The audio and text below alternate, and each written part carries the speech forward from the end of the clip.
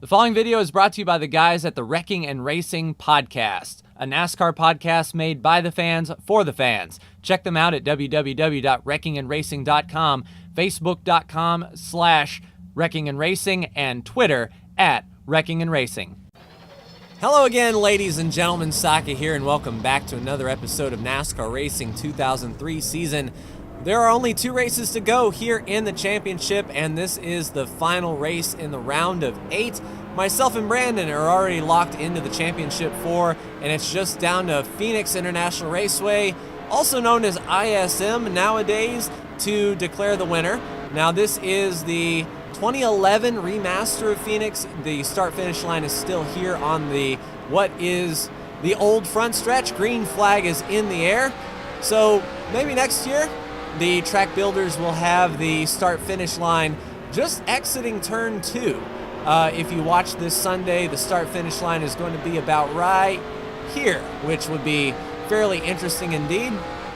Now, we are 1 lap to the bad as far as fuel is concerned, but a driver can save a lap of fuel over a 25-lap run, which is what we have here.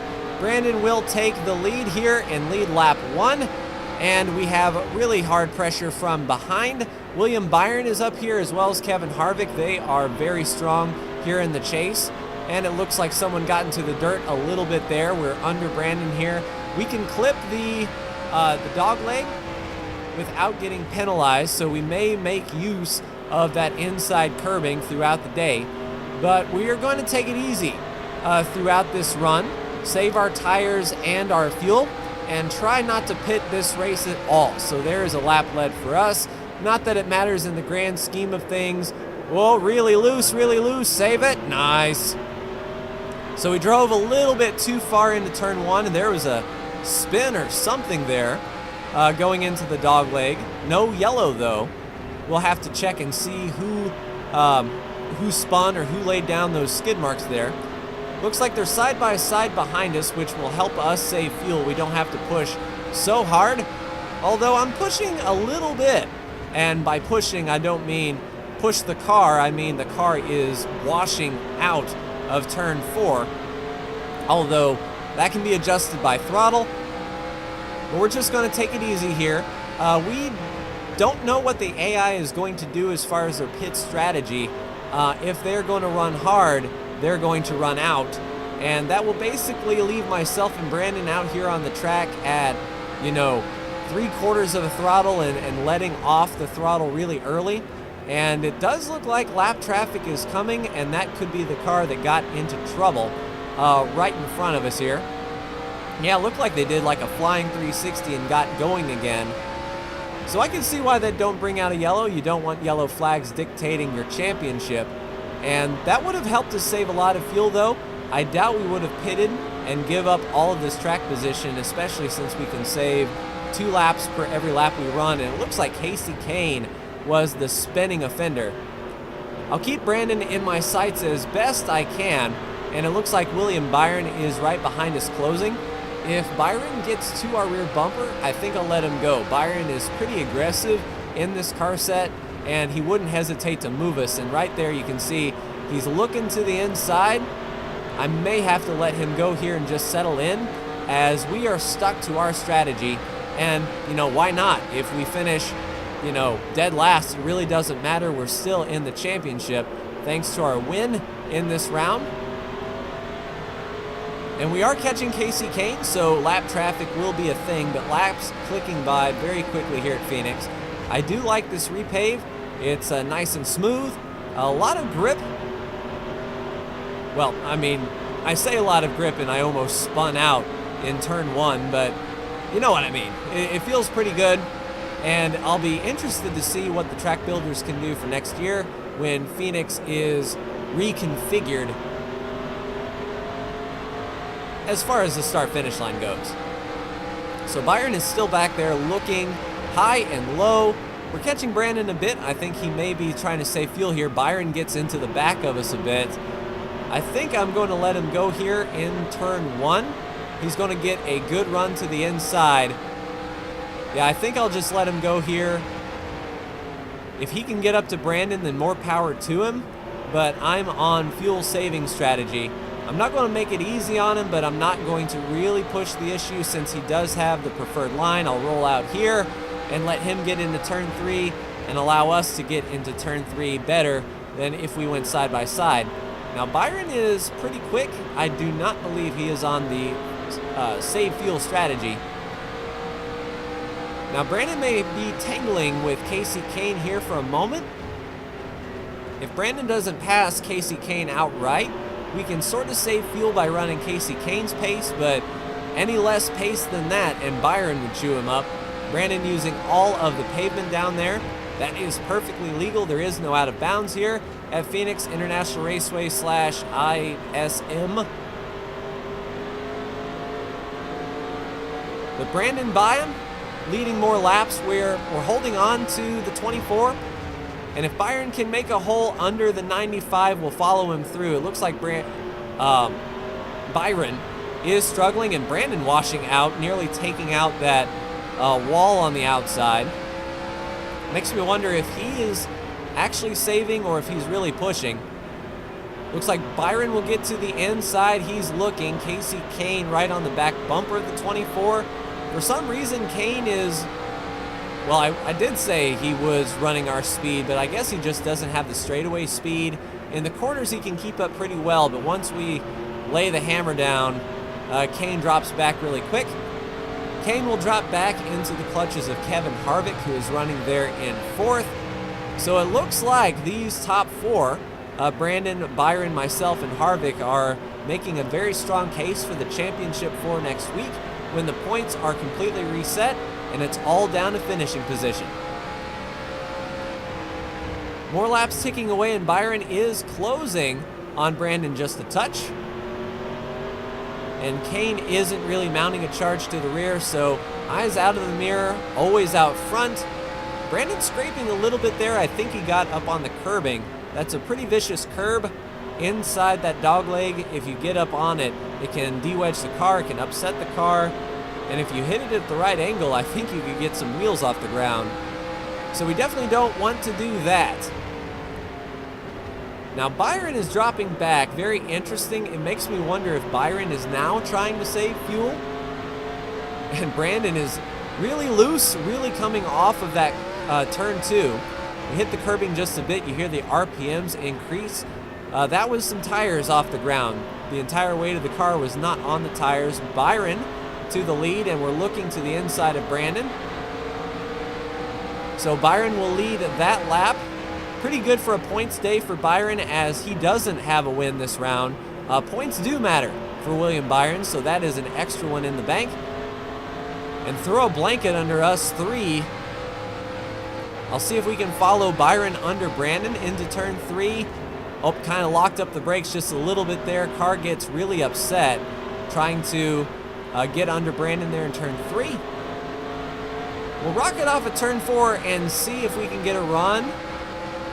But since I'm in fuel saving mode, I really don't want to make a move unless Byron is really, really slow. And it does look like he's slowing up just a bit. We'll stay right in his tire tracks. See if we can use this dog leg to our advantage here. We can get a fender on him inside turn 3, and we won't have to push too awful hard. But Byron fights back on the outside, really, really strong. Brandon there in the mirror following us, trying to take advantage of us side by side. So this will allow Brandon to save some extra fuel.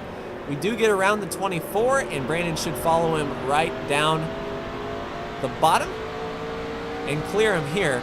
So clear sailing for us. We need to be on the lookout for cars that are pitting that we're not going with a no pit strategy. But I think we've saved enough fuel now to do it. I mean, we're really late on the gas exiting turn 3 and 4 and really early off the gas right here. Really slowing down for turn 1. Trying to milk every bit of fuel out of this tank that we can. Once lap traffic gets in front of us, of course, the lap traffic shuffle will begin, and who knows where we'll end up when it's all said and done. Although we might not catch them if we really slow down. I don't know how much the pace is going to slow down here with tire wear and fuel management. But we are making strides on that 92.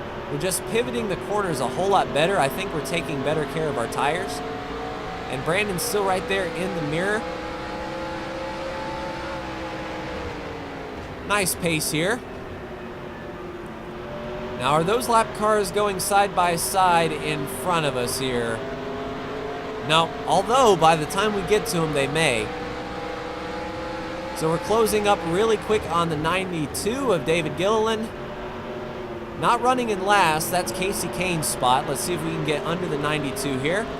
Fairly easily, we don't really have to make a move, but Brandon does to the inside in that dog leg. Can he get to the inside of us? Brandon gets to the brakes early, tries to pivot. We may have chopped the nose just a little bit there. I don't want to give up the lead, but if he had the spot completely, I'd give it to him. Approaching the 52 and the 51, the team car is there, and then the 75. Looks like clear sailing in front of these guys. So if we can get around them before they pit, all the better. Brandon trying that inside dogleg again. He's just getting a really strong run off of turn 2. And because we're battling lap traffic, we cannot get the throttle down as quick as Brandon can. So he is staying glued to our back bumper, and indeed, once we pass the 75, we should be okay. Let's get under him here inside of turn 1, make quick work of him. We're drifting up a little bit. I drove in a little bit harder to ensure that we cleared him. A little bit of a slide job.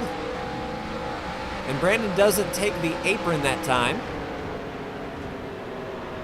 But he is still back there. We're leading a lot of laps today, feeling pretty good. Car is very strong, very capable of winning here, and so is Brandon's for sure. Right there in our tire tracks. Looks like Brandon might have dropped back just a touch. He might have got loose going into that corner. So we'll pick up a few tenths on him. Scraped the wall just a little bit, overdrove 3 just a little bit there. We didn't lock up the brakes, but we did push the nose a bit, but Brandon wasn't close enough to capitalize, but now he is right there on our rear bumper.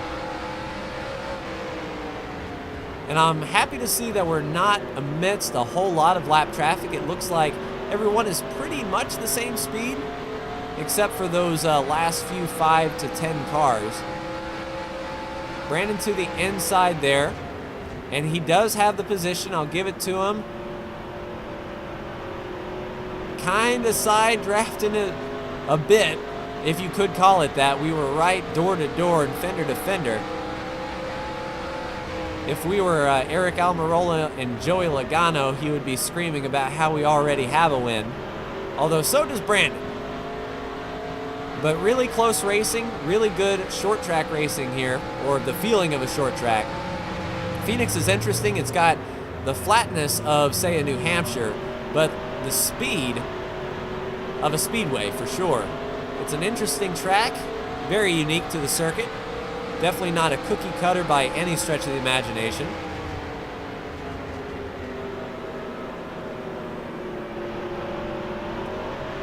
Yeah, we will be catching the 38 here fairly quickly, although if they are going to pit, now would be about the time I think they would. So I'm going to run the outside groove just in case they decide to come down. Okay, they didn't come down this lap. If the AI are pitting, they're going to be like splitting their tires between the apron and the racing surface. So we will definitely keep a lookout for that as we are now on top of the 38. Let's see if we can pass David Reagan here and set for DJ Kennington. We'll use the dog leg as much as we can. Whoa, car was a little loose there. We came off a bit wonky. We lost our entry by getting the car really loose and upset. Brandon to the inside of Kennington. Let's see if we can do a crossover here, get under Kennington, and then Brandon will be picking through these lap cars here. Looks like De Benedetto is the next one in line, followed by Cole Witt. So we do have a little group of lap traffic here, and You can see there how they're splitting their lines. It does look like they are pitting this time. We're not close enough to rear end them. They should be off the track there. So DiBenedetto stays out. He might be on a no pit strategy, which would net him a lot of positions in the grand scheme of things if he was to make it last.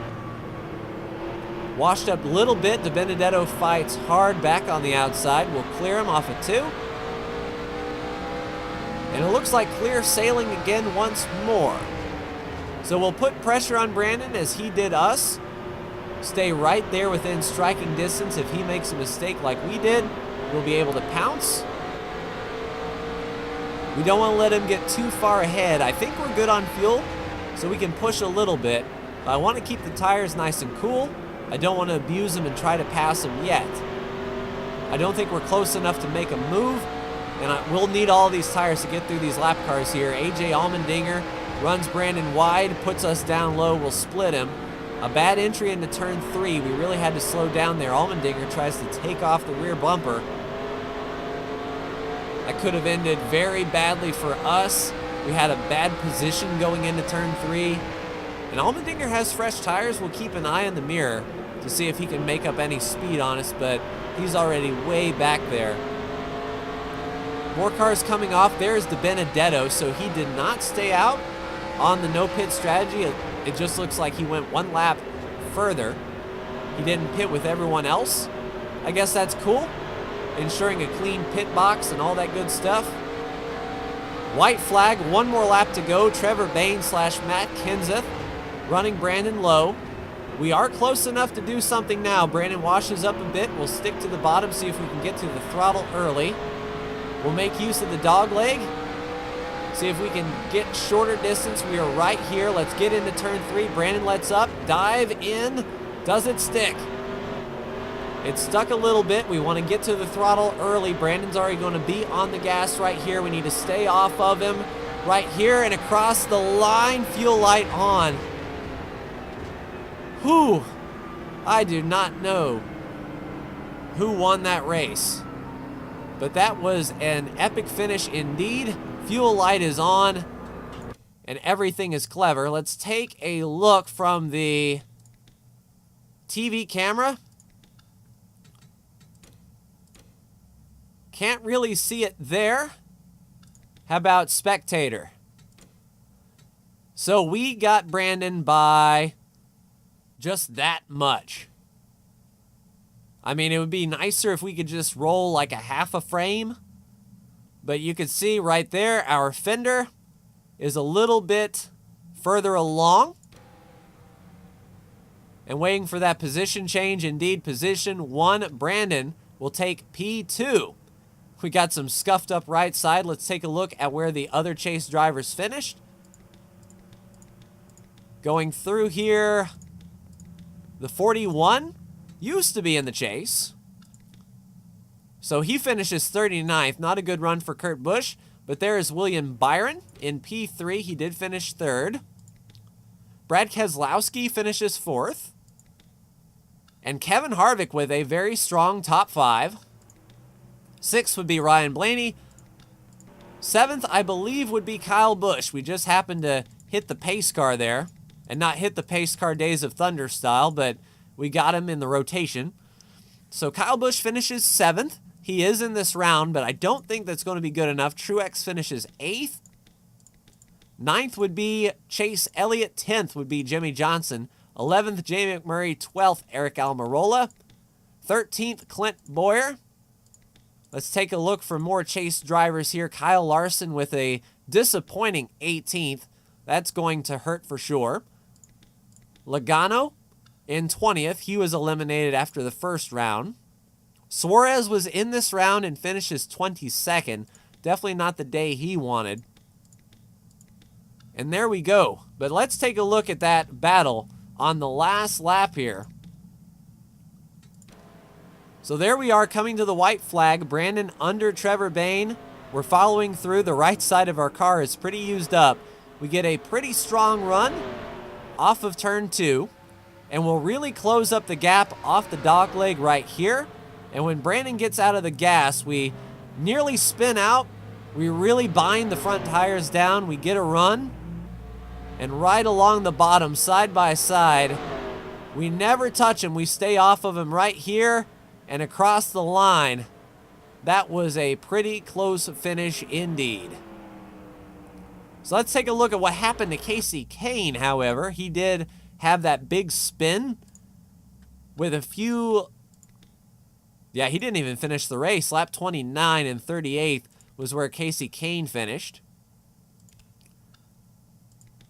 And he was coming down pit road. So it did happen on lap 1. Green flag is out. Casey Kane is already on the bottom of the track, not really going. You can see him bogging up the 20 and the 47. So the dirt that we saw was Casey Kane. He hits the commitment cone. So who spun? I believe it was the next lap then. Interesting enough. Let's follow the 51 around and see if we can see who placed the skid marks down at the dog leg. There we go. So it was the 75 that got completely jacked up here. So yeah, the 38 was laying into the 75 heavy. And that should have been a caution, I believe. But they'll pick him up. There he goes. Around he goes. Across the dog leg. And he does a Days of Thunder clutch, clutch. Get it going again. But interesting indeed. So a spin in front of traffic. And he didn't hit anybody. But there's the 38 laying into the 75. Gets into the 52 and they don't budge. And they just sort of help him around. Casey Mears does the spin cycle. And around he goes. Let's take a look at who advances to the final round of Homestead. Obviously, myself and Brandon were a guaranteed lock after the win. William Byron, 11 points ahead of Harvick, who is your cutoff driver. Truex missed it by 13. Larson missed it by 20. If Larson had a really good run, led some laps, Larson could have made something happen, I think. Maybe not with Harvick running fourth, but he would have had a better shot. Kyle Busch, an abysmal time, and so is Suarez. So, your final four is set for the finale next week at Homestead. Myself, Brandon, William Byron, and Kevin Harvick. The highest placing finisher wins it all. But that's going to do it for me. Like, share, and subscribe if you are so bold. Thank you so much for tuning in, and I will see you next week for the finale at Homestead. Take care.